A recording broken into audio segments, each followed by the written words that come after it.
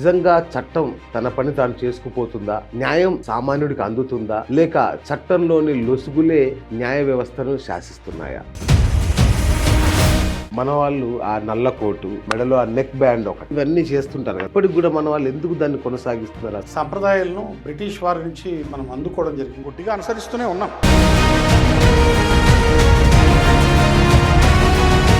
ఈ న్యాయమూర్తుల నియామకం ఏంటి? జడ్జిల నియామకం అనేది ఒక పెద్ద సీక్రెట్ వ్యవహారం లాగా నడుస్తుంటది. నిజంగా పారదర్శకంగా జరుగుతుందా ఇది? 1981, 1993లో, 1999లో సుప్రీంకోర్టు 3 తీర్పులు ఇచ్చింది.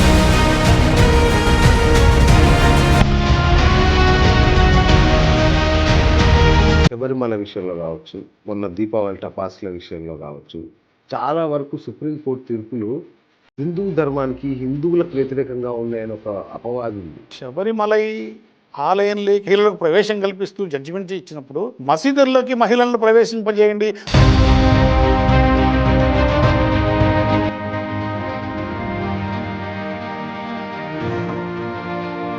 యతో ధర్మస్తతో జయ అంటే ఎక్కడ ధర్మం ఉంటుందో అక్కడ జయం ఉంటుంది. ఇది మన సుప్రీంకోర్టు నినాదం. కానీ నిజంగా చట్టం తన పని తాను చేసుకుపోతుందా? న్యాయం సామాన్యుడికి అందుతుందా? లేక చట్టంలోని లొసుగులే న్యాయ వ్యవస్థను శాసిస్తున్నాయా? ఈ విషయాలు ఇవాళ తెలుసుకునే ప్రయత్నం చేద్దాం. Hi viewers, welcome to BS talk show. నేను మీ బుర్రా శ్రీనివాస్. న్యాయ వ్యవస్థ అనేది ఒక మహాసముద్రం. బ్రిటిష్ కాలం నాటి చట్టాల నుంచి నేటి భారతీయ న్యాయ సంహిత వరకు ఇదొక సుదీర్ఘ ప్రయాణం. మరి ఈ సుదీర్ఘ ప్రయాణంలో ఎన్నో సందేహాలు, ఎన్నో అనుమానాలు. నిజంగా చట్టం తన పని తాను చేసుకుపోతుందా లేదా? ఎందుకంటే మన న్యాయ వ్యవస్థ కళ్ళకు గంతలు కట్టి ఉంటాయి, లేదంటే కొలీజియం అనేది ఎలాంటి పాత్ర పోషిస్తుంది, ఇట్లాంటి చాలా విషయాలు మనకి సందేహాలు ఉన్నాయి, అనేక సందేహాలు ఉన్నాయి. మరి వీటి గురించి తెలుసుకోవాలంటే ఇక మరెవరో కారు, డాక్టర్ ఎం ప్రభాకర్ గారు ఇవాళ మన స్టూడియోలో ఉన్నారు. ఆయన సుప్రసిద్ధ విశ్లేషకులు, న్యాయ వ్యవస్థ పైన అపారమైన పట్టున్న వ్యక్తి. మరి ఆయన కవి, గాయక, వైతాళికులు కూడా. అలాంటి ప్రభాకర్ గారు ఎన్నో పుస్తకాలు గ్రంథస్థం చేసిన వ్యక్తి ఇవాళ మన స్టూడియోలో ఉన్నారు. మరి ఆయన అడిగి న్యాయ వ్యవస్థలో ఉన్న లొసుగులేంటి, న్యాయ వ్యవస్థ ఘనత ఏంటో కూడా తెలుసుకునే ప్రయత్నం చేద్దాం. అన్నగారు నమస్కారం. నమస్కారం. ఎలా ఉన్నారు అన్నగారు? బాగున్నాను. సో అన్నగారు, మనకు కోర్టు అనగానే మనకు గుర్తొచ్చేది త్రాసు పట్టుకొని ఉన్న న్యాయదేవత, అంటే గాడ్ ఆఫ్ జస్టిస్. మనకు తెలిసి ఇది మన పురాణాల్లో కానీ ఎక్కడ కనబడదు, మన భారతీయ పురాణాల్లో. మరి ఎక్కడి నుంచి వచ్చింది ఈ దేవత? అసలు ఎప్పుడు ప్రవేశపెట్టారు ఈ దేవతని? ప్రధానంగా దీని వెనక ఉన్నటువంటి మర్మం ఏమిటంటే, ఇది బ్రిటిష్ న్యాయ వ్యవస్థ రూపొందించినటువంటి ఒక అద్భుతమైనటువంటి రూపకల్పన. ఓకే. దానికి కూడా కారణము గ్రీస్ మరియు రోమ్ దేవతలు, వారి దేవతలు కారణం. ఓకే. అంతకు ముందు చూస్తే ప్రత్యంగిర దేవత అని చెప్పేసి మనకు ఒక ఆవిడ ఉంది. అవును, ఒక దశమహావిద్యల్లో. అవును. ఆ ప్రత్యంగిర దేవత న్యాయ దేవత. అవునా? 199 మందికి తెలియదు అసలు. సో ఆ విధంగా బ్రిటిష్ వారు రూపకల్పన చేసింది ఈ లేడీ జస్టిస్. ఓకే. న్యాయ దేవత. మనము మృత్యువును కూడా మృత్యు దేవత అంటాం. అవును, అది మన గొప్పతనం. అవును, అది మన సంప్రదాయం, సంస్కారంలోనే ఉంది. ఎస్. సో ఆ విధంగా లేడీ జస్టిస్గా, న్యాయ దేవతగా మనము ఆవిడని కీర్తించుకున్నాం. ఓకే. ఇది ఎప్పుడు మొదలైందంటే, బ్రిటిష్ వారు భారతదేశానికి వచ్చిన తర్వాత 1862లో కలకత్తాలో మొట్టమొదటి హైకోర్టు స్థాపన చేసిన తర్వాత ఆ స్తంభాలకు ఈ లేడీ జస్టిస్ చిత్రాలను అలంకరించడం జరిగింది. ఓకే. ఓకే. దాని తర్వాత బొంబాయి హైకోర్టు స్థాపించడం జరిగినప్పుడు న్యాయ వ్యవస్థ యొక్క విగ్రహాన్ని ప్రతిష్ఠించడం జరిగింది. అప్పుడు న్యాయ వ్యవస్థకు మీరు చెప్పినట్లుగానే కళ్ళకు గంతలు, చేతిలో ఖడ్గం, మరో చేతిలో త్రాసు, ఈ విధమైనటువంటి న్యాయ దేవతను అక్కడ ప్రతిష్ఠించడం జరిగింది. ఓకే. ఇదంతా కూడా బ్రిటిష్ వాళ్ళ దగ్గర నుంచి వచ్చిన సాంప్రదాయం. అయితే 2024 మొన్న రీసెంట్గా అక్టోబర్లో సుప్రీంకోర్టు చీఫ్ జస్టిస్ చంద్రచూడ్ ఆయన వచ్చిన తర్వాత న్యాయ దేవత ఆహార్యంలో కొంచెం మార్పులు చేస్తే బాగుంటుంది, ప్రజలకు ఒక విశ్వాసాన్ని, నమ్మకాన్ని మనం ఇవ్వాలి, ఓకే. అనేటువంటి ఉద్దేశంతో న్యాయదేవత కళ్ళకు ఉన్నటువంటి గంతలు తీసేశారు. అవునా? అలాగే న్యాయదేవత చేతిలో ఉన్నటువంటి ఖడ్గాన్ని తీసేసి రాజ్యాంగాన్ని పెట్టారు. ఓకే. కళ్ళకు గంతలు తీయడంలో ఉద్దేశం ఏంటంటే న్యాయము గుడ్డిది కాదు. ఓకే. అలాగే ఈ రాజ్యాంగం చేతిలో ఉండడం వల్ల అందరికీ సమన్యాయం అందుతుంది అనేటువంటి విశ్వాసాన్ని, భరోసాన్ని ప్రజల్లోకి పంపడం కోసం దీన్ని రూపకల్పన చేశారు. ఎవరు? చంద్రచూడ్ గారి ఒక ఆధ్వర్యంలో జరిగింది. దీన్ని వినోద్ గోస్వామి అనేటువంటి వ్యక్తి 6 అడుగుల నూతన లేడీ జస్టిస్ న్యాయదేవత విగ్రహాన్ని సుప్రీంకోర్టులో పునఃప్రతిష్ఠించడం జరిగింది. ఇది ఒక అద్భుతమైనటువంటి పరిణామమే. ఓకే. నిజంగా ఇది మాతృక మూలం, న్యాయ వ్యవస్థకు మూలమైనటువంటి ఆ విగ్రహ ప్రతిష్టలో ఉన్నటువంటి లోపాలను సరిచేసి మన వ్యవస్థకు అనుకూలంగా చేయడం అనేటువంటిది నిజంగా మనము గర్వించదగ్గ విషయం, ప్రశంసించాల్సినటువంటి విషయం. మన వాళ్ళు ఆ నల్ల కోటు, ఆ మెడలో ఆ నెక్ బ్యాండ్ ఒకటి, ఇవన్నీ చేస్తుంటారు కదా. ఇది ఎప్పటిదో బ్రిటిష్ కాలం నాటి మనకు అర్థమవుతూనే ఉంది. సో ఇప్పటికి కూడా మన వాళ్ళు ఎందుకు దాన్ని కొనసాగిస్తున్నారు? ఆ సాంప్రదాయం అంటే మనము చాలా సాంప్రదాయాలను బ్రిటిష్ వారి నుంచి మనం అందుకోవడం జరిగింది. ఆ సాంప్రదాయాలను మనము గుడ్డిగా అనుసరిస్తూనే ఉన్నాం. ఎస్. తప్పుగా అయితే మాత్రం కాదు, గుడ్డిగా అనుసరిస్తున్నాం. కరెక్ట్. ఇందులో భాగమే ఈ నల్లకోటు, ఈ యొక్క నెక్ బ్యాండ్. దీనికి ఏదైనా చారిత్రక నేపథ్యం ఉన్నాయి. ఫర్ ఎగ్జాంపుల్ యమధర్మరాజు నల్లగా ఉంటాడు. ఆయన విగ్రహం, ఆయన యొక్క వాహనం నల్లగా ఉంటుంది. ఆయన న్యాయాన్ని అక్కడే గాని కించిత్ వీసమెత్తు కూడా పొరపాటు జరగకుండా న్యాయాన్ని అమలు పరుస్తాడు అనేటువంటి దానికి యమధర్మరాజు ప్రతీక. ధర్మాధర్మ విచక్షణలో ఆయనకు మించిన వాడు లేడు. ఆయన నలుపు. మరి ఈ నలుపు అనేటువంటిది ఎందుకు బ్రిటిష్ వాళ్ళు తీసుకున్నారో నాకైతే తెలియదు, కానీ బ్రిటిష్ న్యాయ వ్యవస్థ రూపకల్పన చేసింది ఇది కూడా. ఓకే. ఓకే. అయితే ఈ నలుపు అనేటువంటిది న్యాయాన్ని అనుసరించాలి, న్యాయానికి లోబడి వ్యవహరించాలి, న్యాయాన్ని మాత్రమే అనుసరించాలి, న్యాయాన్ని సమర్థించాలి అనేటువంటి దానికి గుర్తుగా నల్లకోటు ధరిస్తారు. ఓకే. ఓకే. ఇంకా మీరు చెప్పినట్టు నెక్ బ్యాండ్. ఈ నెక్ బ్యాండ్ ఏంటంటే బైబిల్లో మోసెస్ పొందినటువంటి 10 కమాండ్మెంట్స్ ఏవైతే ఉన్నాయో అవి మొట్టమొదట లిఖితపూర్వకంగా లభించినటువంటి చట్టాలు అని న్యాయ వ్యవస్థ భావించింది. రైట్. ఏవి? ఈ 10 కమాండ్మెంట్స్. అవును. కాబట్టి దానికి గుర్తుగా ఆ యొక్క 2 నాలుకలు, ఆ యొక్క నెక్ బ్యాండ్ వేయడం జరిగింది. ఇకపోతే లోపల తెల్లటి షర్టు, అవును, స్వచ్ఛమైన మనసు. అయితే మరొక అర్థం కూడా వీటి వెనక ఉంది. కోర్టులో ఉన్నటువంటి జడ్జీలతో సహా న్యాయవాదులు, న్యాయమూర్తులు అందరూ ఈ యొక్క డ్రెస్ కోడ్లో సమానంగా కనిపిస్తారు. వాళ్ళ మధ్యలో సమానత్వం పరిడవిల్లుతుంది. ఓకే. ఓకే. అందుకు కూడా అది కూడా ఒక కారణంగా మనం భావించాలి. మంచి బాగుంది. తర్వాత న్యాయవాద విద్య అభ్యసించాలి అనుకునే వాళ్ళకి అంటే చాలా గల్లికో న్యాయ కళాశాల ఉంటుంది మన దగ్గర చూస్తే. నిజంగా టాప్ లా యూనివర్సిటీ అనేవి ఏమైనా ఉన్నాయా? యూనివర్సిటీస్ అంటే వాటి వల్ల అంటే ఒక వాళ్ళ లైఫ్లో మారిపోవాలి అలాంటి అద్భుతమైన యూనివర్సిటీలు ఏమైనా ఉన్నాయి. మన భారతదేశంలో టాప్ 10 లా యూనివర్సిటీస్ తీసుకుంటే ఓకే, మొదటిది బెంగళూరులో. అచ్చా, అవునా? ఓకే. దాన్ని national law school of India university అంటారు. ఓకే. అది ప్రధానమైనటువంటి స్థానంలో. అచ్చా. రెండవది న్యూఢిల్లీలో ఉంది. దీన్ని నేషనల్ లా యూనివర్సిటీ అంటారు. ఓకే. ఇది 2వ స్థానంలో ఉంది. ఓకే. మూడవది హైదరాబాద్లో నల్సర్ యూనివర్సిటీ. అవును. ఇవి టాప్ 10లో టాప్ 3లో 3. సూపర్. వీటిల్లో చదువుకున్నటువంటి విద్యార్థులు ఎవరైతే న్యాయశాస్త్రాన్ని అభ్యసిస్తారో వాళ్ళకి మంచి భవిష్యత్తు ఉంది. వాళ్ళు మంచిగా రాణించబడతారు. ఓకే. హైకోర్టుల్లోనూ, సుప్రీంకోర్టులోనూ వాళ్ళ స్క్రీన్ రేటింగ్ పెరుగుతుంది. ఎందుకంటే ఇక్కడ విద్య క్వాలిటీ ఆఫ్ ఎడ్యుకేషన్ ఇక్కడ లభిస్తుంది కాబట్టి. ఓకే. ఓకే. కాబట్టి ఇలాంటి ప్రదేశాల్లో చదువుకుంటే విద్యార్థులు ఉన్నతమైన స్థానానికి పోయే అవకాశం ఉంది. ఓకే. నాకు కూడా లా చదవాలని ఎంత పెద్ద కోరికగా ఉంది. అవునా? కానీ అప్పుడు ఉన్నటువంటి పరిస్థితుల ప్రభావం వల్ల, ఆర్థిక పరిస్థితుల దృష్ట్యా లా చేసి ఒక అప్రెంటిస్గా చేరి తర్వాత కొంతకాలం అనుభవం సంపాదించిన తర్వాత ఇండిపెండెంట్గా మనం ప్రాక్టీస్ పెట్టి ఇదంతా చాలా టైం పడుతుంది, వయసు అయిపోతుంది అని చెప్పేసి ఉద్దేశంతో ఇమ్మీడియట్గా ఉద్యోగం వస్తే ప్రతి నెల జీతం వస్తుంది కదా అనే ఉద్దేశంతో అలా వెళ్ళాల్సి వచ్చింది. లేకపోతే లా అంటే నాకు చాలా ఇష్టం, చాలా గౌరవం కూడా. రైట్ అన్నగారు. ఇంకొక విషయం నాకు బాగా బ్రహ్మ పదార్థం లాంటి ఒక విషయం ఏంటంటే ఈ న్యాయమూర్తుల నియామకం అసలు ఒక్కొక్కసారి పేపర్లో చూస్తుంటాం, అసలు పార్లమెంటు అభిశంసన పార్లమెంట్లో మాత్రమే తీయగలదు జడ్జిల్ని, లేదంటే జడ్జిల నియామకానికి కొలీజియం వ్యవస్థ అని ఒకటి ఉంటుంది. అసలు వీళ్ళని ఎవరు నియమిస్తారు, అసలు ఏంటి ఈ జడ్జిల నియామకం అనేది ఒక పెద్ద సీక్రెట్ వ్యవహారం లాగా నడుస్తుంటుంది. నిజంగా పారదర్శకంగా జరుగుతుందా ఇది? అంతకుముందు ఏం జరిగిందో నాకు తెలియదు. ఓకే. 1981లో, 1993లో, 1999లో సుప్రీంకోర్టు 3 తీర్పులు ఇచ్చింది. ఓకే.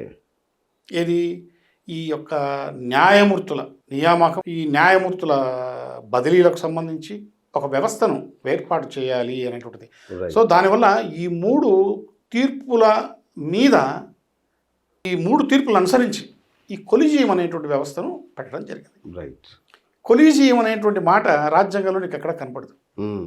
ఇది ఒక లాటిన్ భాషలో నుంచి వచ్చింది, లాటిన్ పదంలో నుంచి వచ్చింది. ఓకే. కొలీజియం అంటే అర్థం జడ్జెస్ రిక్రూటింగ్ జడ్జెస్, ఓహో. జడ్జెస్ అపాయింటింగ్ జడ్జెస్ అని అర్థం. అచ్చా.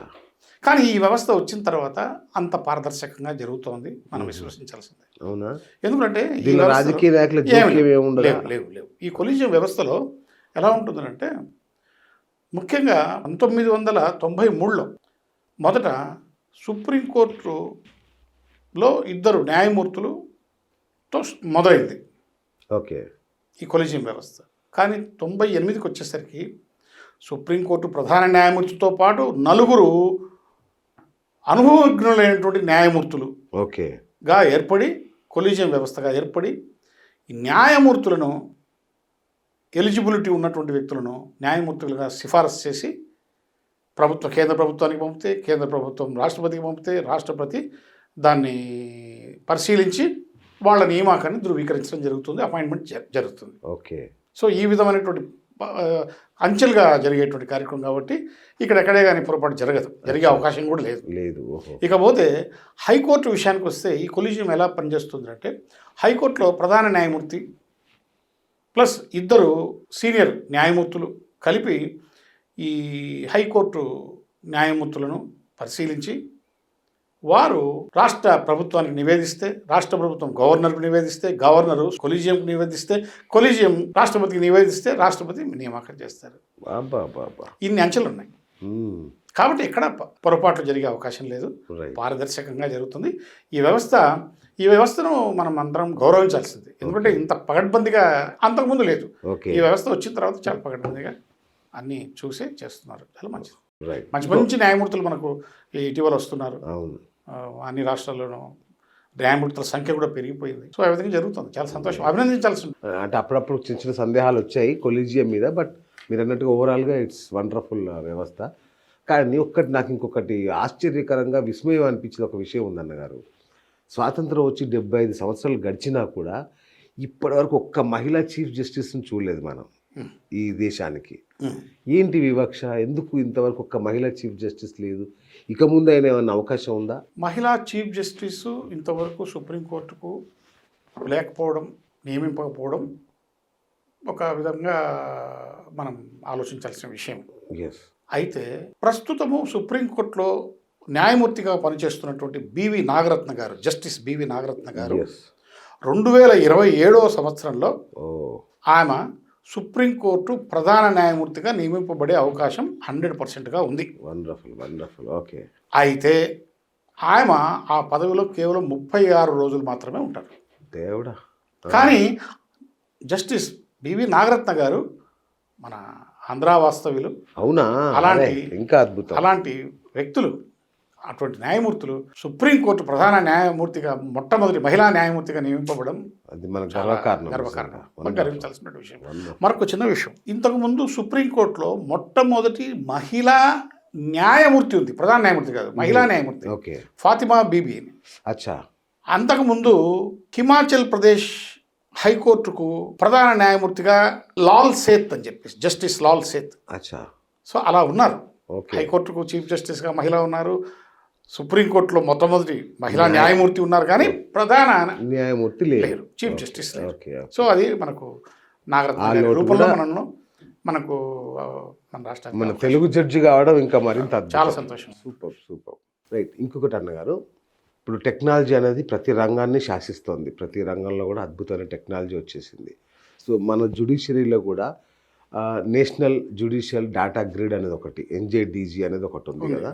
అది అసలు ఈ పెండింగ్ కేసుల విషయంలో కానీ న్యాయ వ్యవస్థలో పారదర్శకత తీసుకురావడంలో కానీ ఎట్లాంటి పాత్ర పోషిస్తుంది అది? యాక్చువల్గా ఈ జ్యుడిషియల్ డేటా గ్రిడ్ ఎస్. యొక్క ప్రధానమైనటువంటి ఫంక్షనింగ్ ఏంటంటే, ఇది భారతీయ న్యాయ వ్యవస్థ కేంద్ర అంటే central online platform. Okay okay. Online platform ఇది ఈ కోర్ట్స్ ప్రాజెక్ట్లో ఒక భాగం. అచ్చా. మనం ఈ ఫైలింగ్ అంటాం కదా, అవును. అలాగే ఈ కోర్ట్స్, ఓకే ఆ ఈ కోర్ట్స్ ప్రాజెక్ట్లో ఒక భాగం. ఓకే. ఇది ఏం చేస్తుంది అంటే, సుప్రీంకోర్టు, భారతదేశంలో ఉన్నటువంటి అన్ని హైకోర్టులు, అలాగే జిల్లా కోర్టులు, అలాగే తాలూకా కోర్టులకు సంబంధించినటువంటి కేసుల వివరాలు, అచ్చా, ఆదేశాలు, తీర్పులు, ఓకే, వీటన్ని డేటాను సేకరించి పెట్టుకుంటారు. అచ్చా. అంటే ప్రజలకు అందుబాటులో ఉంటుందా?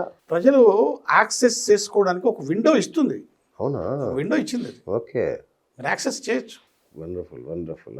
ఇప్పుడు నేను ఈ ఇన్ఫర్మేషన్ అంతా ఎక్కడి నుంచి చెప్తున్నాను అనుకుంటున్నాను మీరు? నా ఓనా? కాదు కాదు. నేను ఈ డేటా గ్రిడ్ సెంటర్ నుంచి తీసుకునే ఇన్ఫర్మేషన్ ఈరోజు మీకు తెలియజేస్తున్నాను. కామన్ మ్యాన్కి ఈ విషయాలన్నీ తెలియదు కాబట్టి కామన్ మ్యాన్ నిజంగా నాకైతే ఇంతవరకు ఈ ఎన్డీజీ ఉన్న విషయమే తెలియదు నాకు. సో ఆ విధంగా అది చేస్తుంది. ఈ విధమైన సిస్టంలో న్యాయస్థానాల పనితీరును మెరుగుపరుస్తుంది, రియల్ డేటా ఇస్తుంది. అట్ ది సేమ్ టైం భారతదేశంలో సుప్రీంకోర్టు నుంచి కింది స్థాయి కోర్టులు దాదాపు 18,000 కోర్టులు ఉన్నాయి.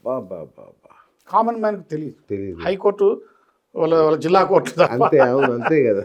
భారతదేశంలో 18,000 కోర్టులు, 18,000 కోర్టులకు సంబంధించినటువంటి డేటాను, రికార్డ్స్ను డిజిటలైజ్ చేస్తుంది. చాలా పెద్ద ప్రాజెక్ట్. చాలా పెద్ద ప్రాజెక్ట్. వండర్ఫుల్. ఒక అద్భుతమైనటువంటిది. ఎందుకంటే భారత న్యాయ వ్యవస్థ ఏదో ఊరికే తీర్పు ఇచ్చేసి గమనం కూర్చుంటే కుదరదు కదా. అదే కదా. ఎన్నో సంవత్సరాల తరబడి మనం ఎన్నో తీర్పులు, ఎన్నో రాష్ట్రాలలో ఎన్నో తీర్పులు ఇస్తున్నారు.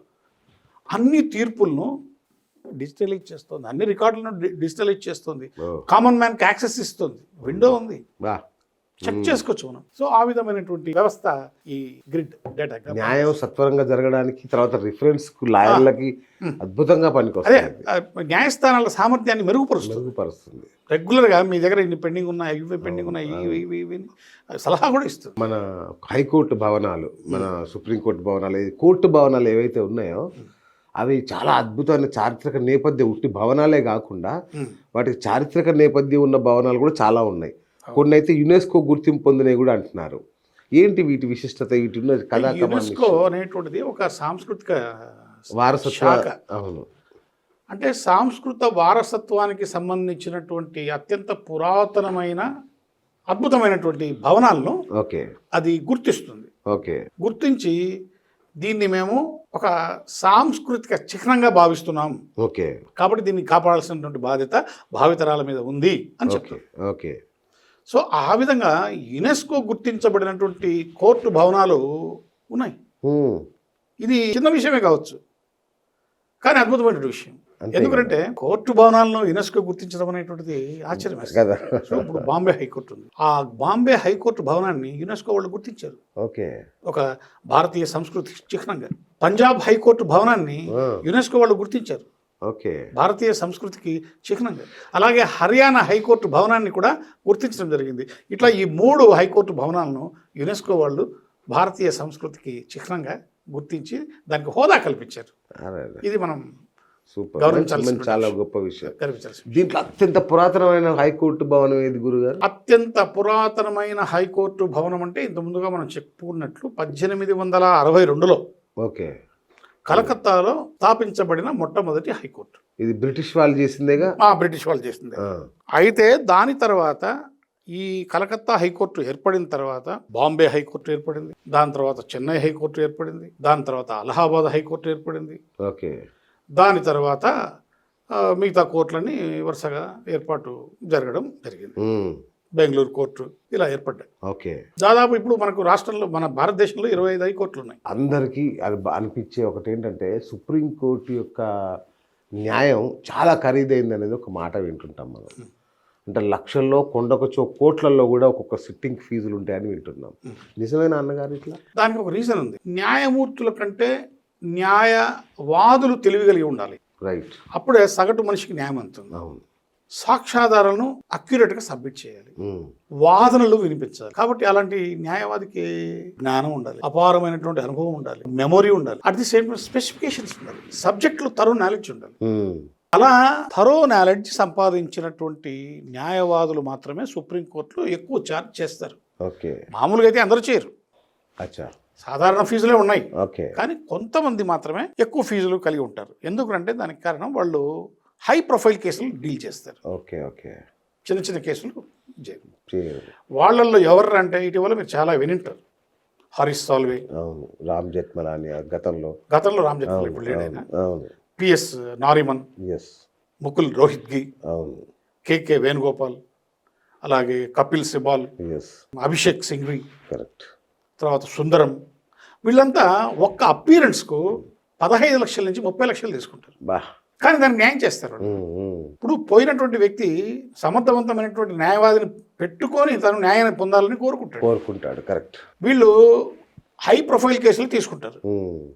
అటువంటి వ్యక్తులు వీళ్ళని సంప్రదిస్తారు. ఓకే. ఓకే. వీళ్ళకు ఈ పేరు ప్రతిష్టలు రావడంతో వీళ్ళ స్క్రీన్ రేటింగ్ పెరుగుతూ ఉంటుంది.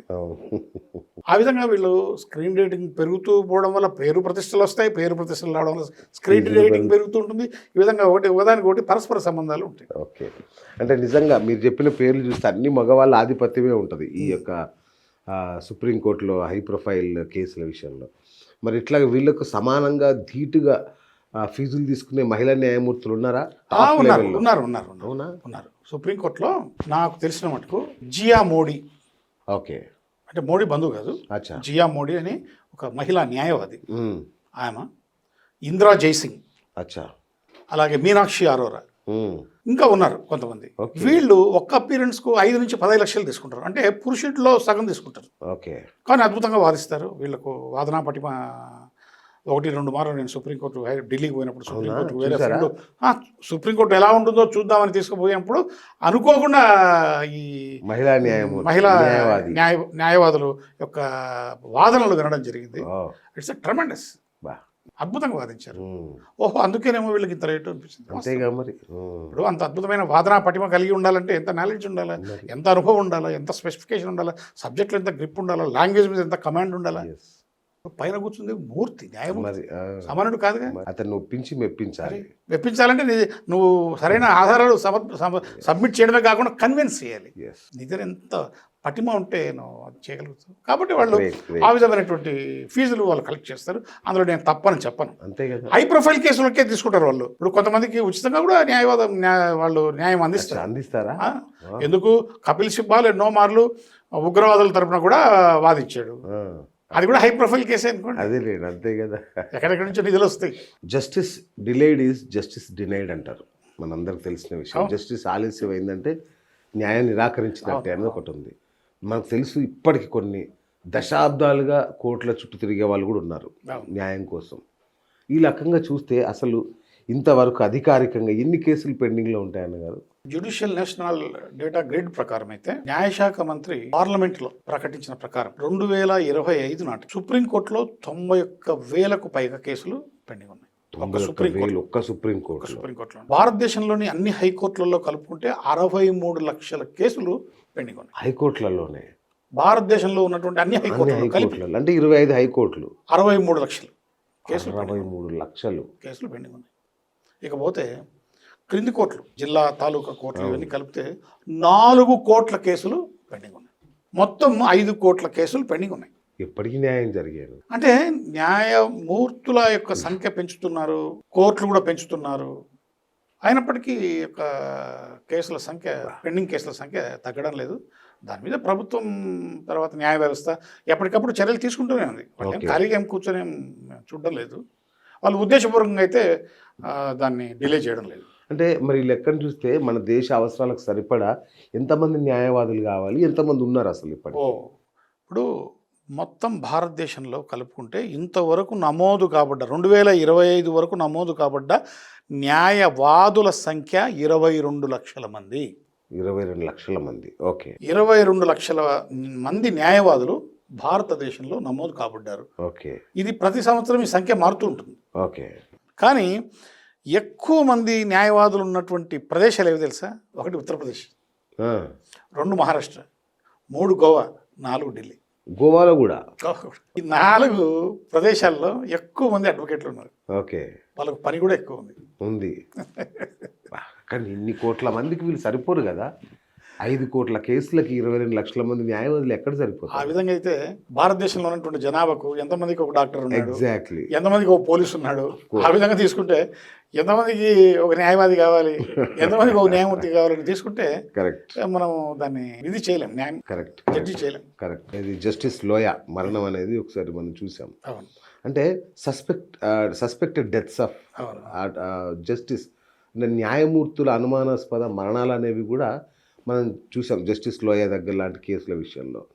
అసలు వీటి ఏం జరుగుతుంది అనుకోవచ్చు దీని విషయంలో? మీరు చెప్పింది ఏంటంటే జస్టిస్ బ్రిడ్జ్ గోపాల్ లోయ ఆయన పేరు. ఓకే, 2014లో ఈయన అనుమానాస్పద మరణం పొందాడు. అది కూడా ఇక్కడ అతను ఒక స్పెషల్ సిబిఐ కోర్టులో ఒక హై ప్రొఫైల్ కేసును పర్యవేక్షిస్తున్నాడు. ఆ సందర్భంలో ఆయన మరణించినాటికి right, high profile case Maharashtra నాగపూర్లో కోర్టు ఉంది, అక్కడ చనిపోయాడు ఆయన. ఓకే, బట్ అది అనుమానాస్పద మృతి అని తెలుసు, కానీ ఇంతవరకు వాటి పూర్వాపరాలు బయటికి రాల. ఇంక ఇట్లాంటివి ఉన్నాయా కేసులు?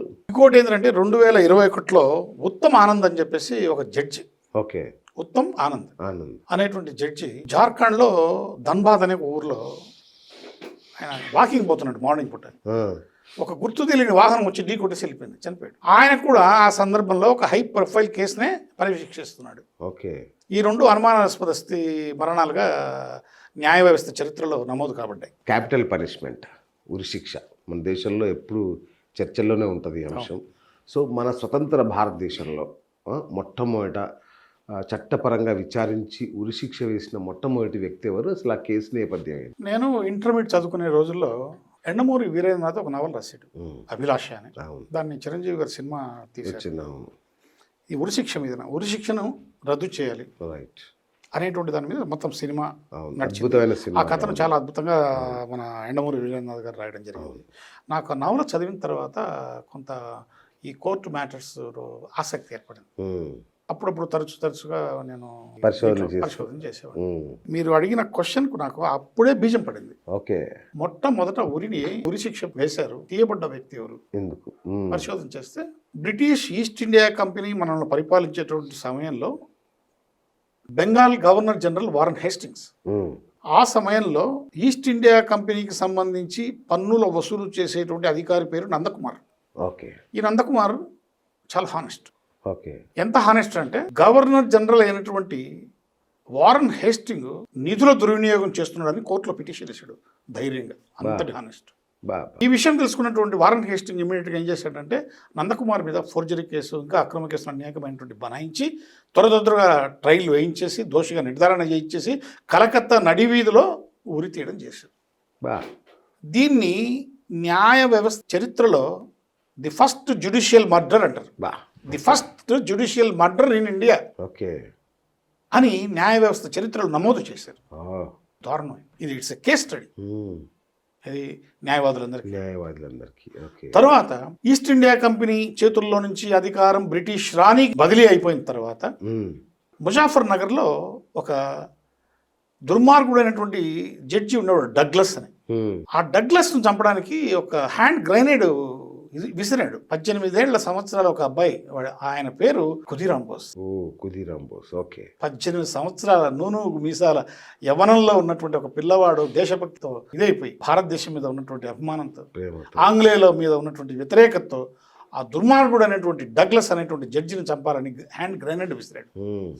విసిరితే దురదృష్టవశాత్తు ఆయన కారు వేగంగా పోవడంతో వెనక వస్తున్నటువంటి కారు దానికి బలి అయింది. ఆ కారులో ఆ డగ్లస్ భార్య పిల్లలు ఉన్నారు, వాళ్ళు చనిపోయారు. ఆ మరణానికి ఆయన క్షమాపణలు కూడా చెప్పాడు, ఎవరు? ఖుదీరామ్ బోస్. కానీ ఖుదీరామ్ బోస్ను అరెస్ట్ చేయడం జరిగింది, విచారణ చేయడం జరిగింది, దోషిగా నిర్ధారణ చేయడం జరిగింది. దాని తర్వాత ఆయన్ను ఉరి తీయడం కూడా జరిగింది. తమాషా ఏంటంటే కింద సెషన్స్ కోర్టు నుంచి హైకోర్టు దాకా ప్రతి కోర్టు ఈ ఉరిశిక్షను సిఫారసు చేసింది.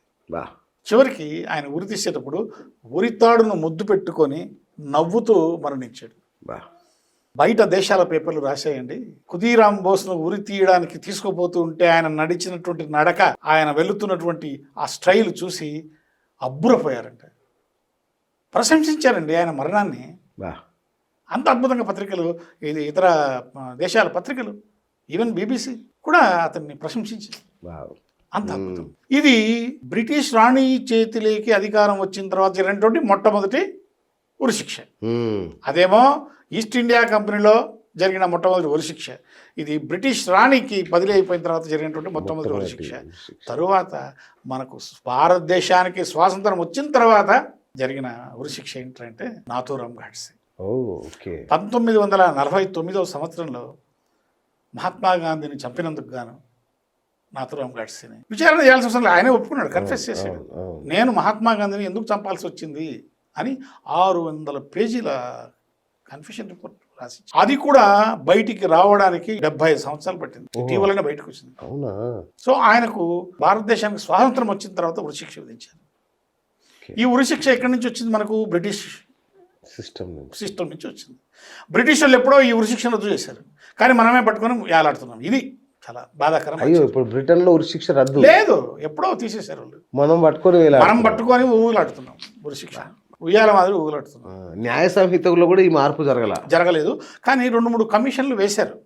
వేసి దీన్ని ఉంచాలని చెప్తే అన్ని వ్యవస్థలు, అన్ని కమిటీలు కూడా ఉంచాల్సిందే, ఎందుకంటే రేరెస్ట్ ఆఫ్ ద రేర్ అనే ఒక పదం చేర్చారు న్యాయ వ్యవస్థలో. రేరెస్ట్ ఆఫ్ ద రేర్, తప్పనిసరి పరిస్థితుల్లో తప్పదు అనుకుంటే ఉరి తీయాల్సిందే అనేటువంటిది చేసేది. మన శబరిమల విషయంలో కావచ్చు, మొన్న దీపావళి టపాసుల విషయంలో కావచ్చు, చాలా వరకు సుప్రీంకోర్టు తీర్పులు హిందూ ధర్మానికి, హిందువులకు వ్యతిరేకంగా ఉన్నాయని ఒక అపవాదు ఉంది.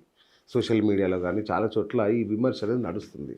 నిజంగా అలా జరుగుతుంది అన్నగారు? అది ఎందుకు జరుగుతుందో నాకే అర్థం కావడం లేదు. దాదాపు నేను పరిశీలించినటువంటి తీర్పులను హిందూ మతానికి వ్యతిరేకంగా, హిందూ సాంప్రదాయానికి వ్యతిరేకంగా, హిందూ సంస్కృతికి వ్యతిరేకంగా వచ్చినటువంటి తీర్పులు చూస్తే ఒక 24 దొరికాయండి. అవునా? ఒక 24 తీర్పులు, జడ్జిమెంట్స్ దొరికాయి.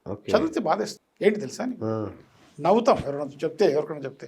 ఎందుకంటే వేల తీర్పుల్లో ఇవి కలిసిపోయాయి. అవును, హైలైట్ కావడం. జనగణ మన పాడేటప్పుడు కంపల్సరీగా నిలబడాల్సిన అవసరం లేదు, నిలబడితే నిలబడండి, లేకపోతే కూర్చోండి అని అన్యాయం ఇది. శబరిమల ఆలయంలోకి మహిళలను ప్రవేశపెడుతూ ఒక జడ్జిమెంట్. ధర్మాల్లోకి వీళ్ళెందుకు చొరబడుతున్నారు?